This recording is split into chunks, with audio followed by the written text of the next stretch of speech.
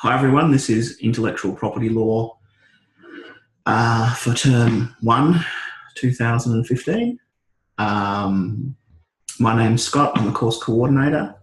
I know some of you from Succession Law.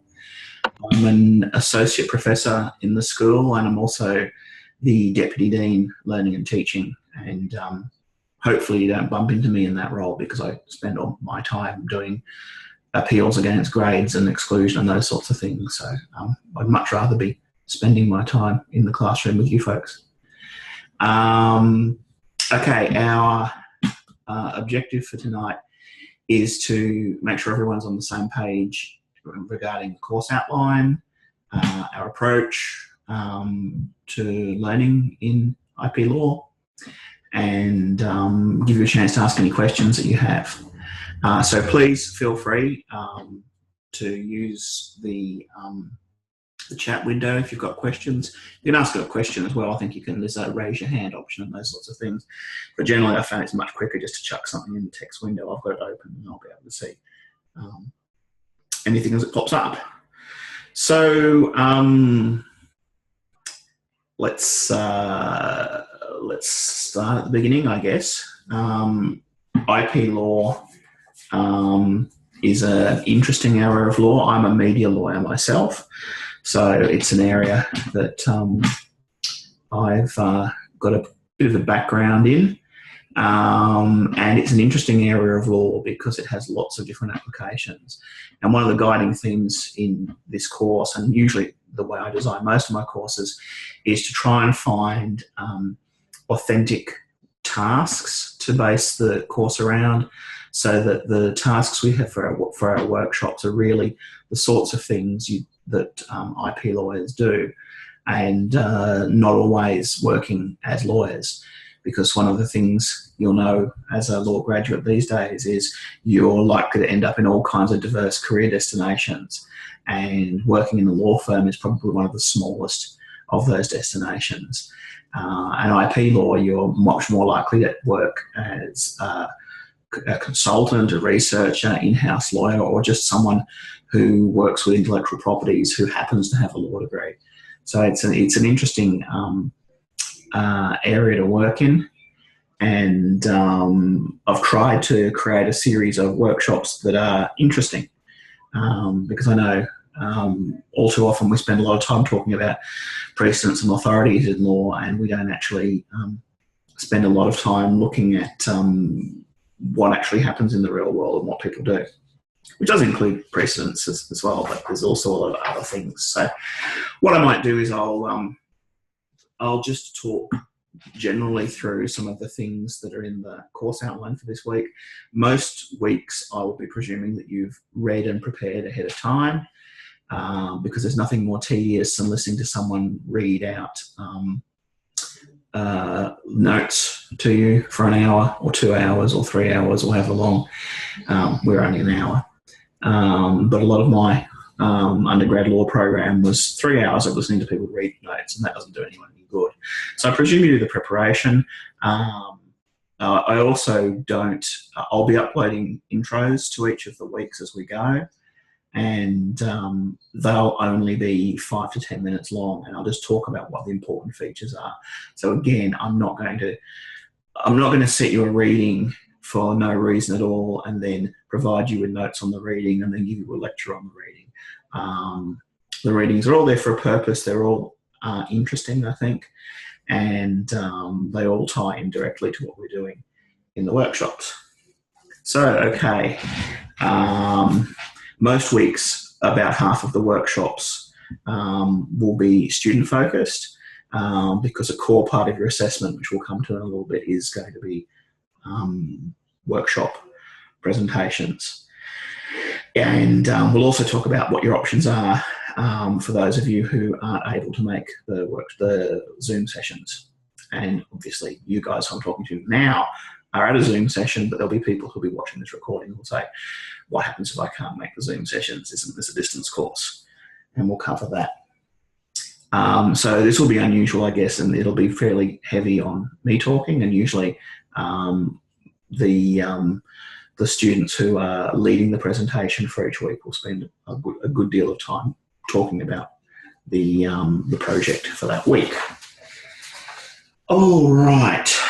So in a nutshell of what our intellectual property is all about is, I'm sure you've heard the concept of a legal fiction before. Intellectual property is a legal fiction. It's an attempt to socially engineer a legal response to a problem, which in many ways has worked, and in other ways has really started to break down. And that is, how do you try and protect the rights of creators, whether they be a creative person who creates a work of art or literature, or whether they're a scientist who creates a new theory or a new idea, or whether they're a designer. How do we stop the people who have the means of producing and manufacturing things just ripping those people off? The birth of IP law, it's exactly what happened. The Stationers Guild in London owned all the printing presses, and they just mass-produced copies of every book that anyone wrote. So we had a technology change, and that's a theme that's going to come up again and again, this whole thing about when technology changes, how does law keep up with it? We had a technology change, we had printing presses, we had the wealthy factory owners owning the printing presses, we had authors unable to control what happened with their work. So law invented this thing called intellectual property, and it was modelled on the law of property, which you've probably all studied somewhere along the line, and it's not a very exact fit because you take ideas around physical property, which is like a one-of-a-kind thing that someone can take, and you try and apply it to something which is an idea, which is something that people, just because someone takes an idea doesn't mean you can't still use the idea. So we'll look at a lot as the semester progresses about some of those problems of using property as a metaphor. But it has been reasonably successful. And for all the failings of IP law, at least we're in a position now where just because you own a printing press, or just because you own a CD factory, or just because you own iTunes, you can't just profit off other people's work. You have to buy it from them, maybe not as a fair price, but you have to buy it from them and buy the rights to use it. So it's a really interesting area of law because it's a big sort of social experiment, and it's something that you know, a lot of our other areas of law have their roots in prehistory, and we're not really entirely sure where a lot of the origins come from. But there's the old Anglo-Saxon laws that feed into our criminal laws, and our laws of property, and our laws of, I suppose, trust is something we know a little bit more about its development of. But intellectual property is one of those unique things where we actually can see the law taking a stance and saying, we're going to create something new, and we're going to try and control a social problem with this new thing, and then seeing how that can get out of hand at times. All right, so that's the quick thing about intellectual property law. We'll be looking at copyright, we'll be looking at patents, we'll be looking at other things that are kind of intellectual property but aren't technically, such as trademarks, registered designs, passing off. So there's a whole field of things that gets a bit muddy at the edges. Copyright and patents are clearly IP law, and then there's a whole lot of things that we sort of cover because they all connect in and they all provide a set of remedies around the sort of properties, but they're not necessarily technically all properties. Okay, so preparation for this week, which I'm not expecting you to have prepared ahead of this session, but we'll give you something to do afterwards. There's an introductions forum on the or introductions discussion thread on Moodle, which you can get in and say hi. In the introductions, what I'd like you to do is to talk about the things that you create that would be protected by intellectual property. So even if you're not someone who is out there writing poetry or painting paintings or writing novels, which you might be, you're going to be someone who's going to be writing assignments. You're going to be writing emails. There's going to be all sorts of things that you do that could potentially incur intellectual property protection. So just as a general introductory task, jump onto the forum and say hi, and here are some of the things that I am a creator of. And it will also reassure me that you guys know how to use the forums. And a few of the tasks this week are just tech hurdles so that we can make sure everything's working, and that Moodle is working for you, because we don't want things to break down once the semester heats up. And a point that Grant just made on the discussion, the chat line, about the difficulty of controlling IP in a globalized world, that is definitely a theme we have here. The globalization, technology, and so on. So this is not going to be, and you'll notice there isn't a law textbook for this unit, because they're not terribly interesting and they're all extremely expensive. There's collections of readings, and we're coming at this in a broader context. We're going to look at what the law is and we're going to cover what it is, but we're actually really looking at the issues relating to the law, not just what the law says. Okay, the other thing that's a preparatory activity for this week is there's a link to a map in Google Maps that's hopefully working, where you can pin your location on the map and let us know where you are located. Now, I don't mean your home address. Please don't click on your house, because the last thing we need is stalking or breach of privacy or any of those sorts of things. But just the town that you live in, to give me an idea of where everyone is, and to let everyone else know as well.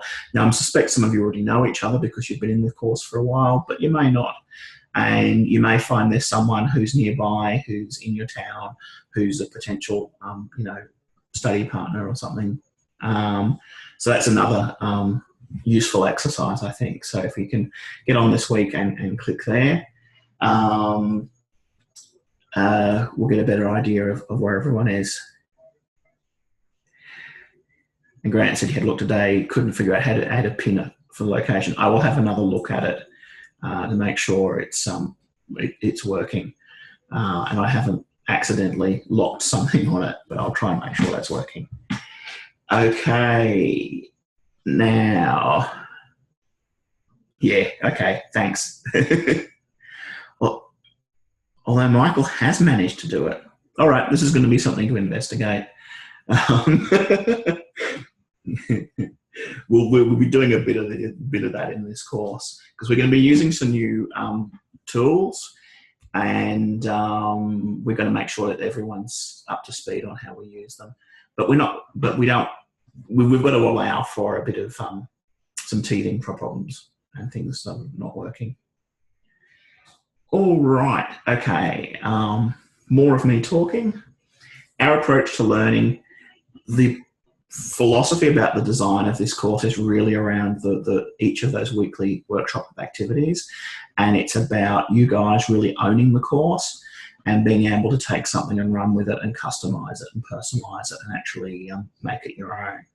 So I'm here as a support. I'm here to provide you with the roadmap, or at least the basic roadmap and a set of resources. But I really want this to be the kind of course that you feel as though you have some ownership of and you can actually make a difference.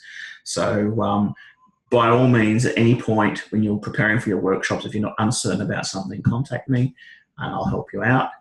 But don't feel constrained by what you presume is the way I want you to do things. Some of them are a little open-ended, and I'm certainly happy for your to discuss ideas as to how to go about those projects. It's problem-based learning. The idea there is that rather than it being a delivery-based course where I deliver a whole lot of content at you and then you give it all back to me and I examine it, which is, I don't know about you, but I find extremely tedious. This is a course where I set out the basic roadmap and then you fill out the steps along the way. Okay.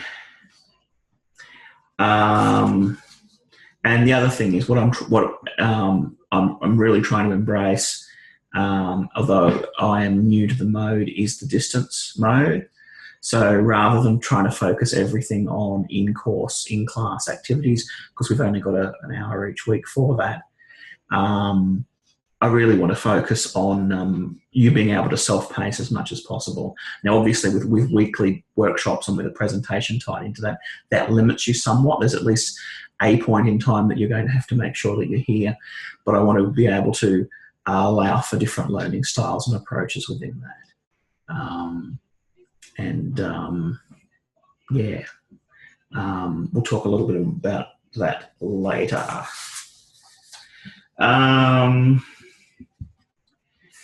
Now, in terms of learning mode, I've tried to design each of the weekly guides as a bit of a journey through the materials and external links and the ideas. So rather than these being something to sit down and memorize, I've tried to ask a lot of open-ended questions, and I've tried to approach it in a way that that you have plenty of time to think about things. So there's a couple of things. One is each week there are a few discussion forum posts or discussion links. Unfortunately, there was no way to embed the Moodle links in the documents because Moodle is an enormous pain to use. But they're connected in under each week, so hopefully you can find them.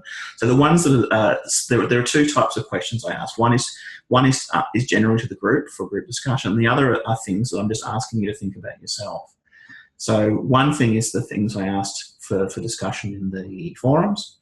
The other is you'll see it in your journal throughout the notes, and that's just for you to take down notes for yourself. I'm fascinated to see there's all stuff happening on Google Maps, which is cool. And I'm getting distracted by it. So when we talk about keeping a learning journal, I recommend keeping a hard, just a sort of a small notebook style journal, which you can keep for all your courses. And I find it's very useful to keep notes, to-do lists, and all those sorts of things together. So it's by no means required. There's no assessment or anything tied up with keeping a learning journal. However, it's a really, really useful thing to do. And particularly while you're reading or watching videos or doing any of the things during the week, making notes, things you think are important, things you think are relevant, things you'll come back to. It's a really good habit to get into. If you've never done it before, give it a go and see how you go. I think I just went to Typo and bought this latest journal I've got, and I keep all my work stuff in there as well.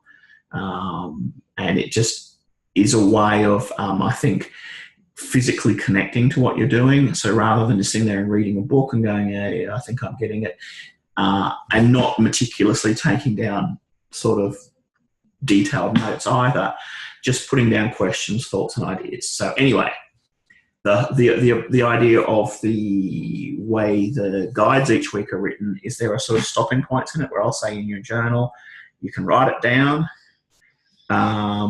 you can just think about it, whatever you prefer. But the idea is to give you points to actually think and consider about what you're doing in terms of your learning. Anyway. The next big question is assessment. So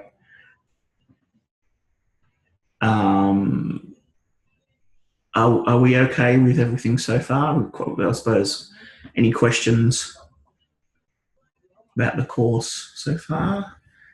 Otherwise, I'll jump into assessment.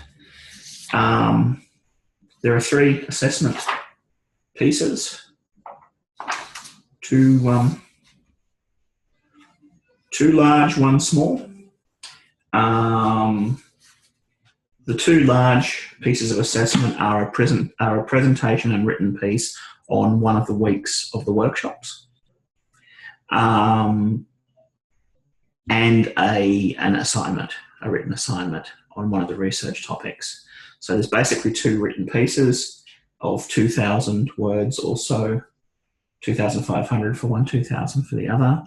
And there's a small 10% group discussion component, which will be based on a combination of Zoom and contribution to the forum discussions on Moodle, which is not enough to be really a deciding factor much either way, but I think just a recognition for the people who are getting in week to week and getting into the discussions and getting involved and saying their piece.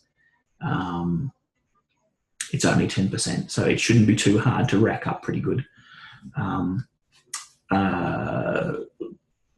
participation marks there. And it's not a big one. Okay, now Natalie's just suggested that before, and the first thing we'll get onto is the workshops. The workshops, there are, I think, between weeks 3 and 10.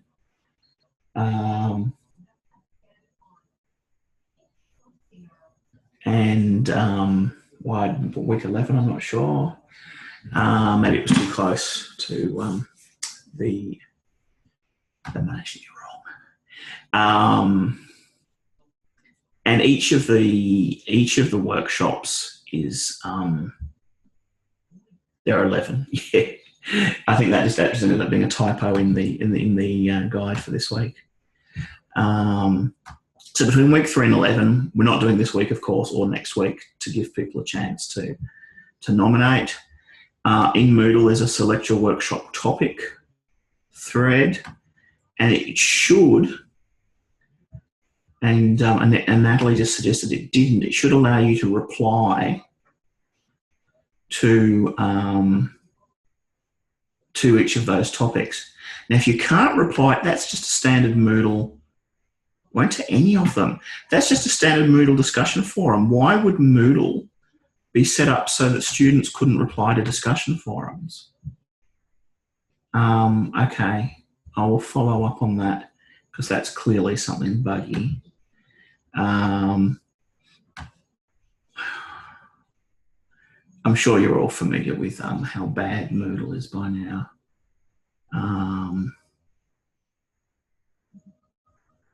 I can't even see an option which lets me modify people's rights to access that stuff. Okay, that's on my to-do list for tomorrow.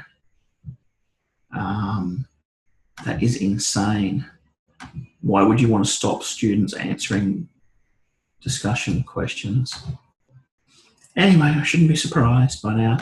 When it's working, these should just work like a standard discussion forum that you can get into and reply to. And the idea is that we'll have a number of people presenting each week. And we're not talking about presentation here. Or you can just organise it amongst yourselves and get back to me. That's another option.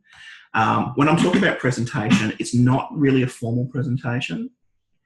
And on it goes. It's not really a formal presentation. It's really informal. And the idea is that there's going to be somewhere between 1 and 3 people who are the discussion leaders for that week, that they talk about the project for that week. They discuss it with the rest of the class, and then those people will go away and prepare their own individual reports. And there's enough latitude on these that each of your reports can be individual and separate. There's going to be no requirement to do group assignments because I know you all hate group assignments like nothing else, and with good reason. But what the theme I'm trying to emphasize in this course is collaboration. So we want to collaborate as much as possible because honestly, there's only so much you can do as an individual in 10 or 12 weeks. The real power of research and in the modern world is in collaboration. So we'll be setting the appropriate boundaries. So we want to collaborate as much as possible, and that'll become clear in the research assignment. And then you go away and you write up your own pieces and your own work for assessment. And we can talk about that concept a little more if that's confusing. I'm hoping it's not. So for the workshop reports, it's literally there's preparation all through the guides for each week. There's things to do. There's things to do in preparation. We come along to class. We have our workshop.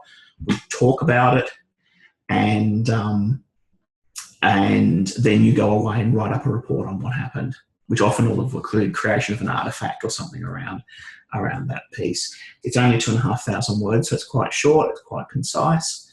Some people find that more terrifying than a 5,000 word assignment because, you've got to be really sharp for it. But that's also very important to be able to express yourself very concisely. So we don't.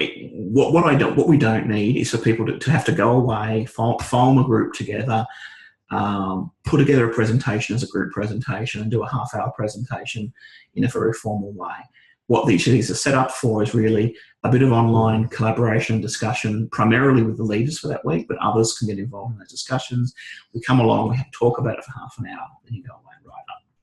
So the only thing that's a slight that there's a question mark over at the moment is when people who and I will be hoping that the people who are not attending via Zoom get back to me about this.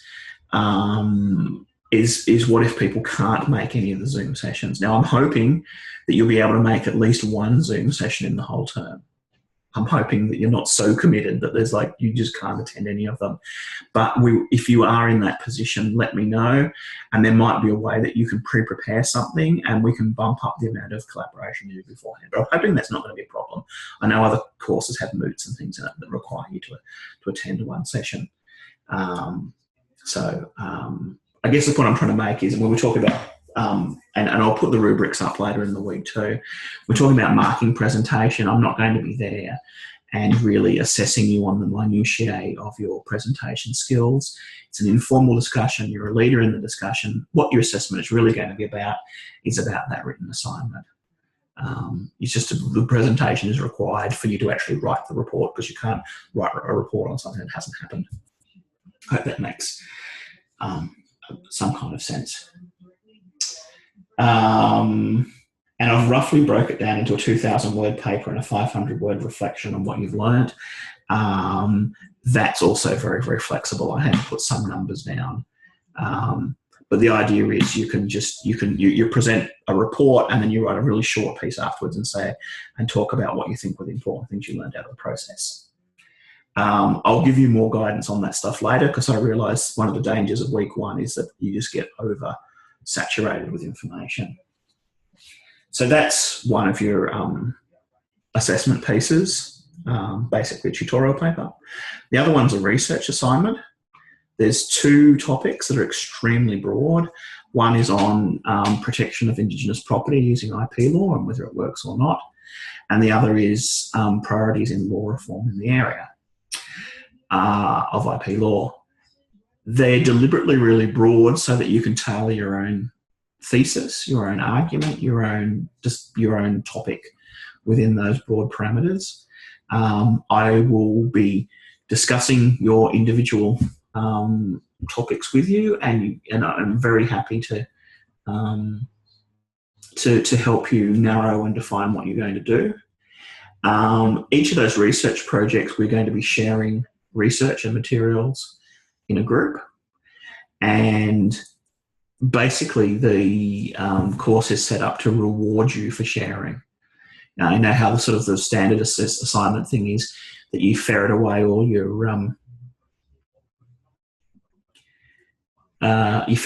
best research sources because you don't want someone pinching your research. That's not how the research world works, and it's certainly, if you have a research job, we'll find that you don't get very far without sharing and collaborating. So what we'll be focusing on is the collaboration process. When you find stuff, to post it, comment on it, discuss it, and then you go away and write your own particular paper on your own particular topic using those resources. So the more you share, the better it is for everyone. And the better it is for you too, because it's only through sharing and discussing research that you actually get to really understand it and know it. Now, I'm not going to go into a lot of depth this week, but we'll be using a social bookmarking service called Diigo. I'll do a little video on Diigo, and I'll show you where the groups are already linked in. If you want to have a bit of an explore, they're linked into Moodle. I don't think you can break it. So if you want to get in and post things there, you can post them and delete them or whatever. What Diigo is a social bookmarking service that enables you to share bookmarks. You install a little tool that plugs into your browser, and as you find interesting material online, whether it be academic sources or web pages, you can just right-click on it, you can link it, and you can drop it into the relevant research group. You can add comments to it, and you can do more sophisticated things too. You can put post-it notes on things. You can put highlights. There's all sorts of things Diigo will let you do. So one of the things I want to do in this course too is use it as a way of exploring what these services can do for you as a researcher. And I don't know if any of you guys are interested in doing an honours year, but it's probably still top secret, but one of the things I'm working on at the moment is an honours year for the law program. And that year will be a really research intensive year where you create a dissertation and you work in research groups. So this is a bit of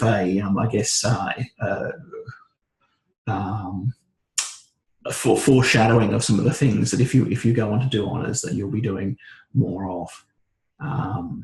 But anyway, you'll hear more about that soon, because we need to determine whether there's going to be a demand for honours from you guys. And so far, the students I've talked to have been relatively keen, but I'm prepared to accept if you're not, if you just want to grab your LLB and go after 3 years. Anyway, so your written assignment, you've got two very, very broad topics. You're going to be posting and reading all kinds of things that people have posted. I'm going to be posting things as well, so I'm going to be part of that research, both of those research crews, and you'll be able to discuss it. So in some ways, this is going to be far more effective than having like weekly workshops on the research topics, because you can do it at your own pace and your own time as well. Just answering a couple of questions on honours. Most honours, in four-year law programs, honours are based on your GPA. But that's because they're four-year programs. Because we have a three-year program, we don't have actually a facility to grant honours, because that's requires a four-year program or an additional year. So most degrees are only 3 years, and then you do an extra year that's an honours year, and you have to have a certain GPA to get in, and then you do a dissertation, and you do a couple of study units along the way. You don't have that capacity at the moment. We don't have the capacity to do that at the moment here. All you get is an LLB after 3 years. And what we're proposing,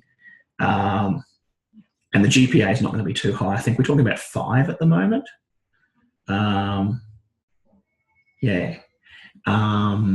What we're proposing is that it's another year. A large part of what you do is prepare a research dissertation. That's going to be essential if you want to get into higher study. If you want to do a master's, you're going to need honours to get into a master's anyway. If you want to do a master's by research, you're going to need a dissertation. You're going to need a thesis you can show people. And if you want to do a PhD, you need that as well. And I can completely understand if you're at the point in your study at the moment that you're thinking, God, I'm doing 3 years of this. Last I wanted to think about is a PhD. I totally appreciate that. But I think it'd be nice to have the option. And I think hopefully if it works out correctly, you wouldn't have to go straight into the 4th year of honours. You could do it at a later point as well. I'm hoping that we would be able to do that. So you could work for a few years and then go, hey, maybe I want to do a master's. I can come back to my honours year and then I can bridge into a master's from there. Anyway, that's that's the That's the theory behind the honours year, and yeah, it's horses for courses. Some people just want to get their qualification and get out and practice and work, and that's fine. But a number of people also want to do things, want to study further. And and as I said before, if you want to do a master's, you're going to need honours to get into most master's programs, unless they're really, really dodgy master's programs that they'll take anyone into, and you don't want to do those. And actually, I think masters by coursework are a waste of money anyway. But that is completely off topic. Okay, chewing through the time here. Okay.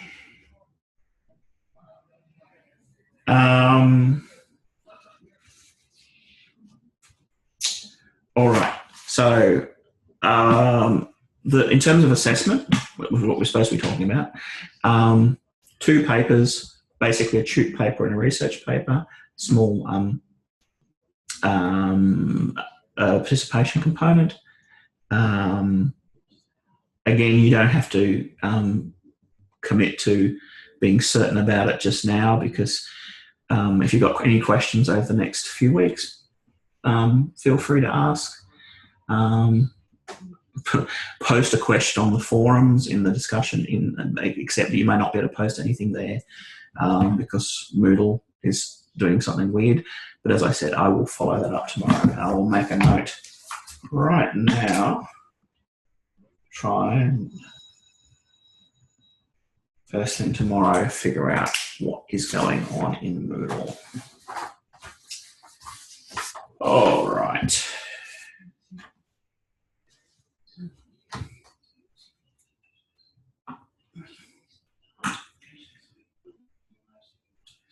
Okay. There is a reading for this week. Now, I like to be clear in the outlines the purpose for which I set readings to. Because this is an exam-based subject, it's not like take this away and memorise it and read it all and memorise it. They're usually, the readings are for particular purposes connected to the workshops. This week, there's a reading by Matthew Rimmer on the Kookaburra case and Greg Ham. And the reason I guess I set this one as an introductory reading is to give an idea of what the stakes are in the sort of the cultural application of IP law. It's not just a case of these are legal principles that exist in space all by themselves. You may not have known about you may or may not know about the Kookaburra case, where men at work were accused of and were found to have infringed the copyright of an older song. And unfortunately that ended in the suicide of one of the band members. And it was a really horrible situation and a very black day for copyright law, and very much a situation where the law really didn't seem to be applied the way it was intended. So I've set that as a reading for this week because I think it's an interesting case. It's a tragic case, but it's an interesting case, and it brings up a lot of the themes out of the course. It looks at what the difference between what IP law is supposed to do and what it actually does. It looks at some of the power imbalances that exist there. It looks at the difficulty that courts have in applying abstract legal principles to something like music. If you think, making a legal determination of intent is difficult. Making a legal determination of what is similarity in music is something I know I'm not qualified for. But lawyers and judges who are completely unqualified for it are required to make those kinds of determinations. And it gives you an idea of some of what I think is the hot issues in IP law. So with a lot of these things, readings are not there for you to take away and memorise or anything like that. It's quite okay to skim read them and come back and look at the focus. And that's one skill I'd really encourage you to develop as law students, is being able to critically read. And I might post something about this, a video about this as well. I discussed it with the succession law students last time. One of the best things you can learn to do as a law student is to be really, really tactical about reading, and to be able to skim, locate key areas, go back, focus, and not just to start at the beginning and read till you get bored, because quite often with legal readings, it's not very far in before you get bored. and you find yourself rereading the first page over and over again. So what I really encourage is you to be, and to use these readings as an example, as a way of reading really tactically.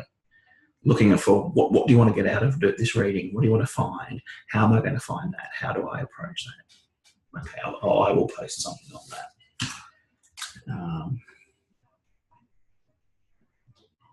Something I didn't discover till quite late in my own degree.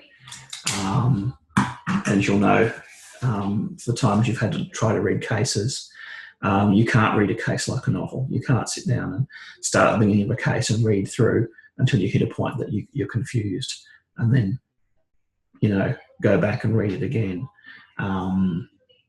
Cases and case reports are full of confusing things that you won't ever really know the answer to, and you have to be able to skim and skip and come back and move around.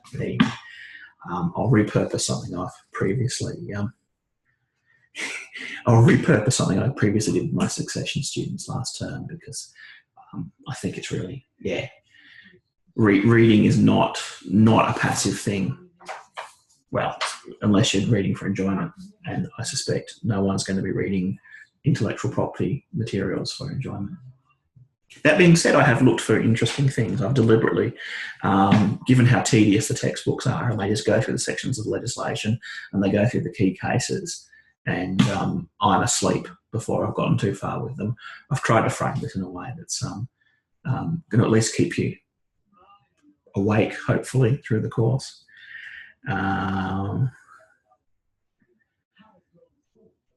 Okay. And I think there's also some post workshop feedback that I've asked you to do. And again, that's going to be limited by the fact that Moodle apparently now seems to be a non-interactive learning management system. Hooray. But this is not my place to air my grievances about Moodle.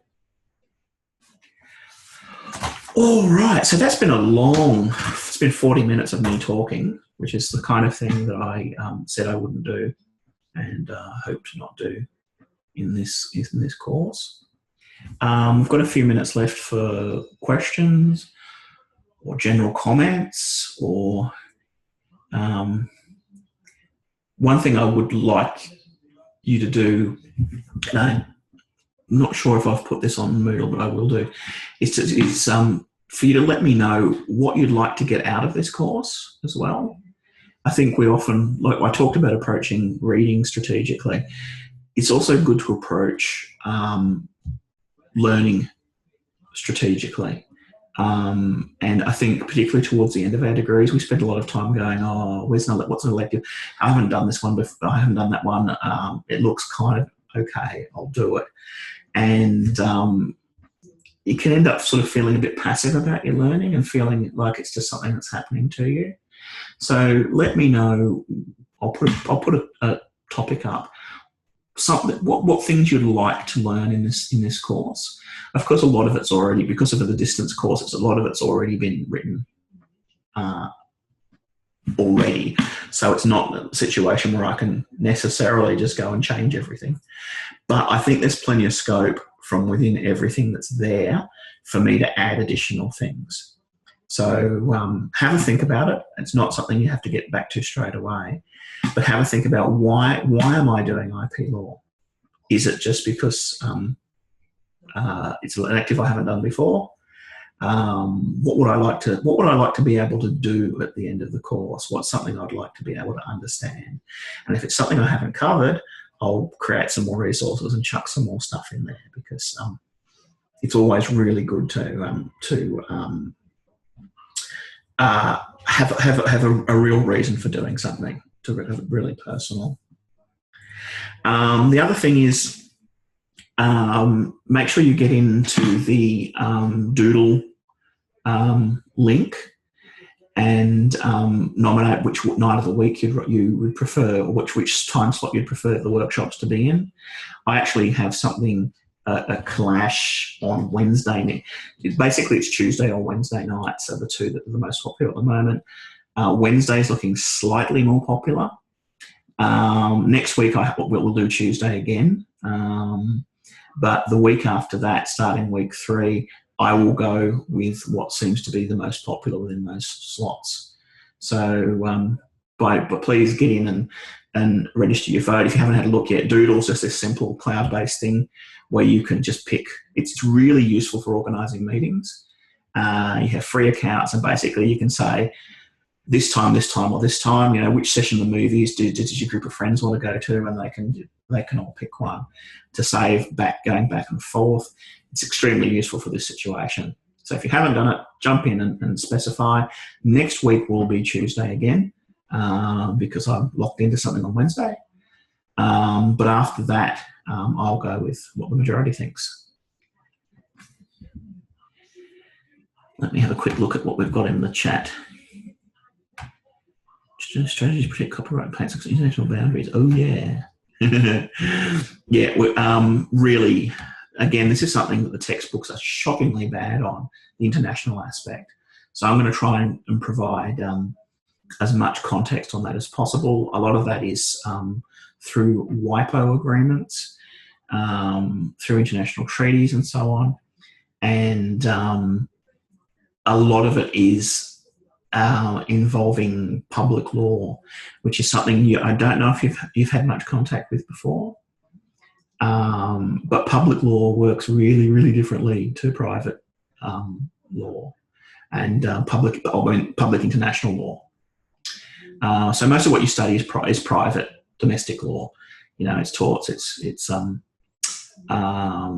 contracts and so on. You do a little bit of public domestic law, which is admin law and constitutional law. And I don't think you cover private international law much, but that's generally international contracts, which usually end up being sent out to, and I've just blanked on the name of the people who they're not adjudicators. And they're not mediators, but anyway. Private arbitrators. Arbitrators. Thank you very much. I just blanked completely on that. Yeah, you go into private international law does tend to be through arbitrators, and it tends to be through arbitration clauses. So you usually don't take big international contracts to court. You usually go to an arbiter. Haven't decided. Okay, public international law is the world of things like human rights and treaties. And that is a mad, mad world. And I did nothing on that in my study. And my first job was working in a human rights organisation. And I had a lot of learning to do. So we're going to do a little bit on public international law in this. We're looking at the Convention on Biodiversity, which is really interesting. And what most of you probably find is it's a little disorienting to start with, because you go from a world where it's, fixed law, here is the law, these are the principles, this is how they apply, to public international law, which is very ill-defined. And yeah, it's fascinating, and I'm not expecting everyone to be an expert at it straight away, of course, but we're going to explore it a bit, because you might find that that's the thing for you. That you might find that you get the taste for it and you think that's where I want to work. I want to work in international treaties and conventions and that stuff. Anyway, so we're going to do bits and pieces of different areas of law. So we've got an arbitration one. We've got a public international law one. But the design ethic was really just to try and think of different and interesting things. Now, next week, our main focus, and you'll see in the readings, is just to map out what all the different areas of IP law are, so we're all on the same page going forward. So you know how it's a different approach to many law courses. Like, I don't know, when I studied torts, we basically started with assault in the first week, and then we did conversion in the next week, and we basically just went through each of the different torts until we got to the end. Problem with that is you don't get much of a sense of the big picture of how everything fits together. And so much of law is about the way things connect. And it's about the way that one area of law is similar to another area of law, and the strategic choices you make. Are you going to sue them in contract? Are you going to sue them in tort? Are you going to sue them under the Constitution?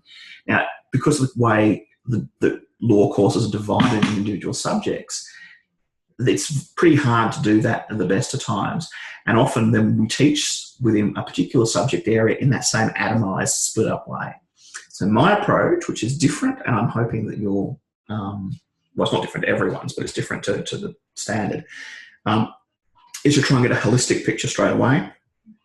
So we can start off pretty much knowing what copyright is, what patents are, what registered designs are.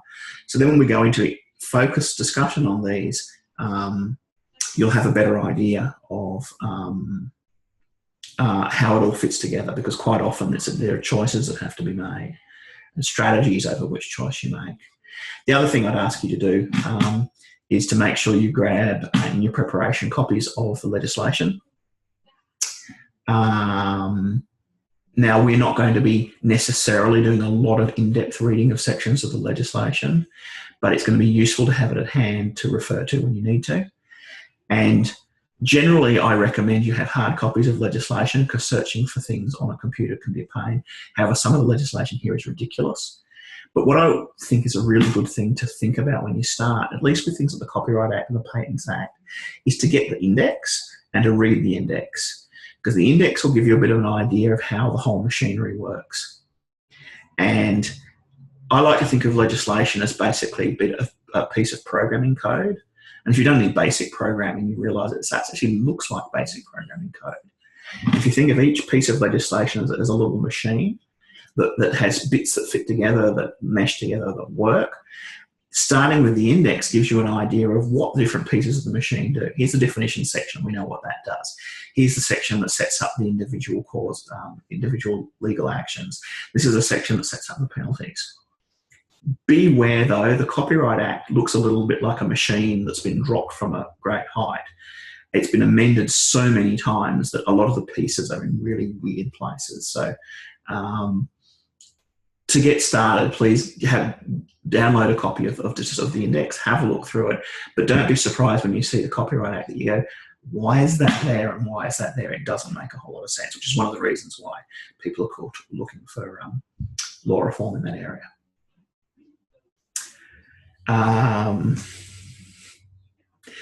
Cool. So are we all relatively happy? I am generally around after the Zoom sessions each week. If people want to ask me stuff individually, or we can do stuff by email, or you can contact me and we can arrange a time and I can set up a individual Zoom chat. I guess what I'm saying is don't feel shy about asking about things, particularly in a course like this that I think we have 15 people involved in.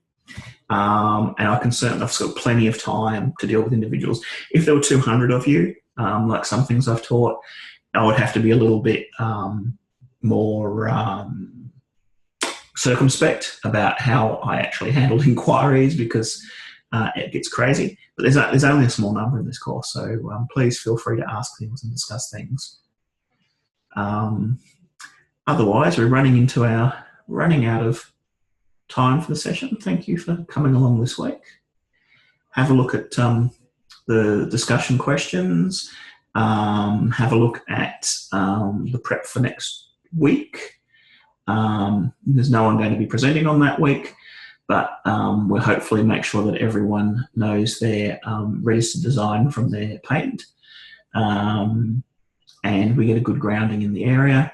And my homework in the meantime is trying to make sure that Moodle works, or at least to shout at people who are supposed to make sure these things work.